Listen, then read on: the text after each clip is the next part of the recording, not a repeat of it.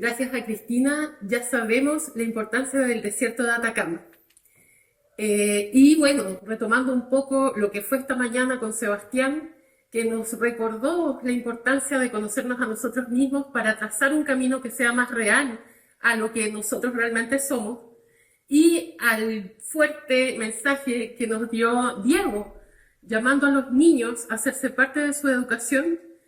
Parte de esta charla, de esta pequeña charla, es contarles un poco cuál fue el camino de una científica, de una niña que nació en Antofagasta, y cómo llegamos entonces a ese camino para encontrar lo que nos hace felices, en mi caso los meteoritos, y qué cosas podemos aprender de ellos. Entonces, sabemos que el desierto de Atacama es uno de los más áridos del mundo. La antigüedad de este desierto es de aproximadamente 25 millones de años, lo cual lo eleva a la categoría mundial de el lugar donde existen estas superficies que no han cambiado y que no han recibido una gota de agua en miles de años. Y para muchos científicos corresponde a lo que conocemos como un análogo planetario del planeta Marte. Si ven aquí, esta foto podría haber sido tomada en algún lugar de Atacama. Sin embargo, es una foto tomada por alguno de los rovers que actualmente están en la superficie marciana, tratando de clasificar y entender lo que es esa superficie, dado que en los siguientes años vamos a tener la gran misión de llegar a Marte. Actualmente ya son muchas las agencias espaciales y la empresa también que se ha metido a acelerar la tecnología, como para tener más o menos en el 2050 una primera tripulación de hombres y mujeres. Lo más seguro es que vaya una geóloga en esa tripulación, lo mismo que las misiones Artemisa en la Luna. Y esto que parecía un sueño, por lo menos cuando yo estaba en el colegio, ahora va a ser una realidad mucho antes de lo que esperábamos. Actualmente, entonces, el trabajo está tratando, o sea, estamos todos tratando de entender qué es lo que formó, o sea, toda la geología marciana, pero principalmente por una pregunta que nos mueve a todos y que quizás sea una de las preguntas que aún los humanos tratamos de alcanzar, pero no logramos tocar, que es el origen de la vida. Podemos trasladarlo al origen de la Tierra, podemos trasladarlo que esa vida a lo mejor llegó en un cometa o en un meteorito a la Tierra, pero se formó en otro lugar. Y Marte es uno de los planetas más cercanos que nos permite tratar de entender si las mismas condiciones se dieron en ese lugar, y a lo mejor cuando vayamos ahí a explorar, y aparte de la información que nos dan los rovers, a lo mejor van a ver algo parecido a lo que era la vida temprana acá en la Tierra, que eran, como decía Cristina, colonias de bacterias, que conocemos actualmente como estromatolitos. Y además tenemos estas naves por sí mismas que caen al desierto, que son los meteoritos, que pueden incluso, la mayoría de ellos vienen del cinturón de asteroides, pero algunos de ellos pueden incluso salir eyectados producto de un gran impacto en superficie de planetas, como lo es Marte o como es la Luna. Entonces tenemos, tenemos meteoritos. Estos son los más comunes, que son los condritos. Estos son acondritos, que pueden ser entonces estas superficies más diferenciadas de otros planetas. Estos, que son los irons, que en general la gente piensa, uno dice meteorito y lo que piensa es justamente en esto, que representa solamente el 5% de todo lo que tenemos en las colecciones del mundo.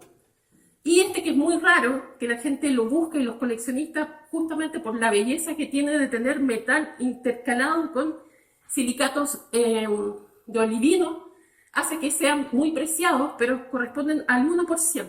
Entonces, esto es como el 98%, 92% más o menos. Este debe ser como el 5%, ese es otro 5%, y ese es casi nada. Entonces, esos son los meteoritos que nos llegan, y dentro de esos podemos tener corteza de Marte, que también podemos analizar como para entender. Bueno, ese es el tipo de roca que me motivó a mí a estudiar ciencias. Más adelante, en realidad, lo primero que me impactó al vivir en la región de Antofagasta fue la posibilidad de tener las noches más oscuras cuando no había luna y podíamos entonces tirarnos de espalda a mirar el cielo y encontrar y ver la Vía Láctea, ver a veces los planetas, y a veces, si éramos afortunados, ver también cómo pasaba una estrella fugaz. Y en ese contexto es donde, cuando uno está justamente apreciando en ese ocio que hablaba José hace un momento, podíamos entonces permitirnos hacernos preguntas importantes, que fueron las preguntas que finalmente a mí me abrieron la esfera de lo científico y la esfera de lo filosófico desde un lugar muy profundo. Y tenemos... ¿A quién le dio sueño? Se va a dormir. Tenemos entonces en este contexto del desierto, además, al menos mi familia, tuve la suerte de tener mamá y papá muy buenos para la aventura, que nos llevaban en unos viajes que parecían eternos cuando no había carretera a San Pedro de Atacama, y donde mi papá paraba el auto, se bajaba en la mitad de la nada y caminaba. Mi mamá, mientras tanto, nos decía: su papá anda buscando rocas, vayamos a buscar rocas por nosotros mismos. Después, mucho tiempo después, supimos que mi papá lo que buscaba eran los restos mortales de sus amigos que habían sido desaparecidos en Calama. Y fue, de alguna forma, una manera muy extrema, muy triste, de aprender también la búsqueda de cosas en el desierto. En mi caso, y en el caso de mi hermano, claro, buscábamos piedras, buscábamos raíces de las flores que mostró Cristina, y podíamos entonces contar historias acerca de cómo habían llegado esos materiales allí, etc. Yo creo que de alguna forma eso nos enamoró del desierto y también de la manera de tratar de contar historias acerca de lo que observamos. Ahí estoy yo con mi hermano en el Pucará de Quitor, por ahí por el 85. Y otra parte importante que fue construyendo también, como abriendo las capas de lo que a mí me interesaba investigar, fueron los libros que mi hermano grande me heredó cuando se fue a España. Uno era la historia de la astronomía contada desde los actos rupestres que mostraban cómo observaban los antiguos habitantes de muchos lugares del mundo las estrellas, y cómo de alguna forma, se los recomiendo si lo encuentran, cómo de alguna forma esos 5 milenios de historia de la astronomía se construían paso a paso en vidas que a veces duraban bien poco. Gente que se murió a los 30, gente que se murió a los 40, pero que usó esa vida de alguna forma para prender una antorcha de conocimiento que en ese momento era imposible. No es como nosotros que podemos meternos a internet y saber algo. Entonces fue increíble darme cuenta del poder que tiene la capacidad que tenemos los humanos de indagar acerca de las cosas simplemente observando. Y este lindo libro, Carl Sagan también, que fue muy inspirador acerca del sistema solar, lo más cercano, la posibilidad de plantearse si habría vida en este sistema solar, que plantaron entonces estas semillas, estas preguntas. Además, en el 93 participé, estaban construyendo el Observatorio Paranal en Antofagasta, o sea, ahí cerca entre Antofagasta y Taltal. Así se ve ahora, pero así se veía en esa época. Estaban todos los antofagastinos revolucionados, esperando que llegaran los espejos. No sé si puse la foto, ahí están, los espejos llegaron por el puerto de Antofagasta y cruzaron toda la ciudad, y no había camino, ese hermoso camino que hay hacia Taltal, por la costa, no existía, y ellos fueron entonces, la forma de llevarlo fue a través de estos grandes containers. Y en ese contexto se hizo un llamado a muchos estudiantes para escribir un ensayo de qué haríamos si es que nos prestaban el telescopio, ese gigante de 8 metros, ¿qué haríamos si nos lo prestaban una noche? Y yo escribí un ensayo diciendo que quería estudiar la materia oscura. Yo todavía me sorprendo de mí misma a esa edad, que pensaba que podía estudiar la materia oscura. Y gané. Extrañamente yo dije, quiero el póster, porque el tercer lugar era el póster, y gané el primer lugar, que era ir a Alemania y entrenarnos como astrónomos. Este grupo, que fueron los ganadores de cada país de Europa, más Chile, ahí estoy yo, eh, fuimos como aprendices. De hecho nos llamaron The Future Astronomers of Europe. Solamente yo creo que la mitad de ellos terminó siendo un astrónomo, pero en ese momento para mí fue de verdad una experiencia así que me voló el cerebro. Fue de alguna forma, como lo definí después, esto trató de ser como la caverna de Platón. Yo siento que yo vivía acá, en mi simple mundo, chiquitito, controlado, jamás había salido de Chile. Y a los 16 años gané este premio y el premio tenía que ir a Alemania, sola, y hablando solo español. Así que me encontré de un momento a otro en este lugar, incandilada por la luz, incandilada totalmente, y volví con una sensación de no cachar nada, justamente porque no pude procesar todas las experiencias muy intensas que viví en esas casi 3 semanas. Y lo que generó de alguna forma fue una presión gigante de cumplir las expectativas que tenían todo el mundo de mí. Tienes que ser astrónoma, tienes que brillar, no sé qué. Entonces me fui ahí a la escuela de ingeniería en la Chile. Vengo a ser astrónoma, señores, así que por favor háganme lugar. Y choqué con la realidad de lo que es la ciencia física y matemática, muy fría, muy dura, muy árida, para alguien que era puro corazón.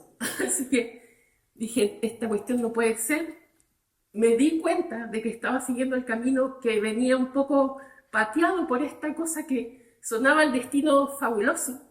Pero cuando uno no se conoce todavía a sí mismo, necesita aclarar qué es lo suyo y qué es lo de los demás. Entonces lo que hice fue congelar. Congelé todo el segundo año, pasé el primero, pensé que me lo iba a echar y iba a poder decir, yo no sirvo para esto, pero pasé el primero. Y tuve que tomar la decisión de salirme de la universidad. Y lo que hice fue apartarme de todos. Y fui guardaparque, fotógrafa y un montón de cosas ese año. En la naturaleza, que era el único lugar natural para mí, donde mi cerebro quedaba en cero y podía como experimentarme a mí misma. Y ahí siendo guardaparque, como que me aclaré y dije, yo no quiero estudiar astronomía. Yo lo que quiero es aprender cómo habla la naturaleza. Y para eso necesito estudiar, obviamente, el lenguaje de la naturaleza, pero mucho más relajada. Así que volví y descubrí la geología. Estando acá en Antofagasta, para mí los geólogos eran mineros, geólogo igual minero. Y obviamente jamás me interesé en una carrera como esa estando acá. Pero estando en Santiago y conversando con la gente, entendí que los geólogos, una parte era la minería, pero muchas otras partes cubrían todo lo que tenía que ver con la formación de la Tierra y sobre todo con donde habitamos, los continentes. Entonces, desde esa perspectiva, y además sumado a mi amor por las ciencias planetarias y astronómicas, pude ver a la Tierra. Quizás mis compañeros geólogos ven la Tierra y ven una montaña, pero para mí yo la veo como una esfera azul única que muestra toda esta riqueza de ambiente, de agua líquida, una cosa loca que para nosotros es como algo súper normal, pero uno mira el sistema solar, mira el universo y el agua es lo más escaso, el agua líquida. Y estos continentes emergidos llenos de verde que son justamente porque es un planeta que permitió que emergiera la vida, primero como bacterias por 2.500 millones de años, y luego, gracias a todo lo geológico, aquí es un planeta vivo, logró de alguna forma generar la protección y el tiempo de que se cocinara esa sopa primitiva para que esta vida muy simple evolucionara a cosas más complejas que eventualmente llegaron a generar al menos una especie, no sabemos, que fue capaz de darse cuenta de su propia existencia. La Tierra llena de estos procesos que nos quejamos, pucha, se me quemó la casa porque pasó la lava por ahí, los de la volcán La Palma, o los del volcán Lastar y otros, este es el Lascar, el año 93, los terremotos. O sea, vivimos en un planeta vivo, que me da la sensación que tiene harto que ver con que la vida tenga nichos diferentes para desarrollarse y eventualmente algunos desaparecer y otros prosperar. Y que nos permite ver entonces que esa posición, el tercer planeta más cerca del Sol, genera un lugar especial como para poder tener esta agua líquida y generar la vida. Y tenemos todos estos otros planetas que todavía nos falta por explorar, a pesar de que hemos mandado hartas sondas por todos lados. Y eventualmente recibir señales a lo mejor de otras civilizaciones en otros lugares de la galaxia, pero que hasta el momento no las hemos recibido, a pesar de que todo el mundo dice que vio ovnis, pero de verdad no hemos visto aún la evidencia de otros tipos de vida, ni siquiera de la más chiquitita, en estos lugares donde hemos buscado. Ahí está el meteorito que estudié en mi memoria de título. Todavía no estaba decidida a estudiar meteoritos porque encontraba que era terrible, que no había nadie más estudiando esto. Me fui a trabajar a Chuquicamata. Créanlo o no, estuve, no en el banco, estuve mirando los microscopios. Pero me salvó una expedición que fue a investigar el cráter Monturaqui, que también está al sur del Salar de Atacama, en la segunda región, es el Salar. Y ahí, caminando 4 días, buscando las evidencias del impacto, entendiendo lo que tiene que haber sido que una roca de más de 17 metros golpeara este lugar y generara un anfiteatro, igual que un estadio. Darme cuenta como que esos procesos modelaban mucho la historia de la Tierra, que incluso fueron el inicio de la formación de nuestra Luna, y todo lo que generó el que existiera una Luna en un planeta como la Tierra, cómo que tengamos una inclinación que permita las estaciones, además de tener ese choque generó que el núcleo del impactor pasara al núcleo de la Tierra y tengamos entonces este campo magnético gigante que permite protegernos de las radiaciones más dañinas, entre otras cosas. Y impactos también que generaron la extinción completa, en este caso de los dinosaurios, que son los más conocidos, pero en ese momento, 65 millones de años atrás, desapareció el 75% de toda la biomasa de la Tierra. Y las cosas que sobrevivieron, los animalitos que sobrevivieron, las plantas que sobrevivieron, son de alguna forma lo que ahora tenemos. Es lo que permitió que los mamíferos evolucionaran y permitió que apareciera entonces este Homo sapiens que nos tiene de alguna forma ahora todos reunidos, ahí saludando a todos los que están viendo las charlas. Si no sea por estas catástrofes, o sea, al final no hay nada que sea bueno y malo en la naturaleza. Algo que fue malo para los dinosaurios fue bueno para los mamíferos. Y de esa forma, es como, de alguna forma, para mí fue muy importante, luego ahí de todas esas idas y venidas con respecto a encontrar mi vocación, encontrar en las roquitas estas que caen del cielo, un tipo de material único que nos permitía, casi como una piedra de Rosetta, descifrar procesos que ocurrieron en la formación temprana del sistema solar y que maravillosamente se encuentran súper acumulados en el desierto de Atacama. Bueno, ahí están los lugares donde nosotros en general hemos buscado, ahora hay muchos más, y eso es debido a justamente lo que explicó Cristina, esta particularidad de poder tener un lugar preservado de la humedad, pero no solamente de lo presente, sino que desde hace muchos años, desde millones de años. Y gracias a eso entonces Chile es uno de los lugares que tiene, sobre todo por el desierto de Atacama, la concentración más alta de meteoritos por kilómetro cuadrado en su superficie, sobre casi 200 meteoritos distintos en su superficie. Y cuando los encontramos, este gigante, lo que más encontramos son cosas muy pequeñas, no tan chicas como eso, pero más o menos de ese tamaño. Bueno, cada cual puede ser alguno de ese flujo que les mostré al inicio, pero pueden aparecer algunos que son muy importantes, como los condritos carbonáceos, que tienen estas partículas que pueden traer entonces, ahí están los porcentajes de los meteoritos. Estas partículas entonces de estos meteoritos carbonáceos que tienen la edad del sistema solar, 4.568 millones de años, esta partícula de acá, este es un poquito más antiguo que eso, pero tienen la edad del sistema solar y son más viejas que cualquier roca acá en la Tierra. Entonces son las abuelitas de todas las rocas.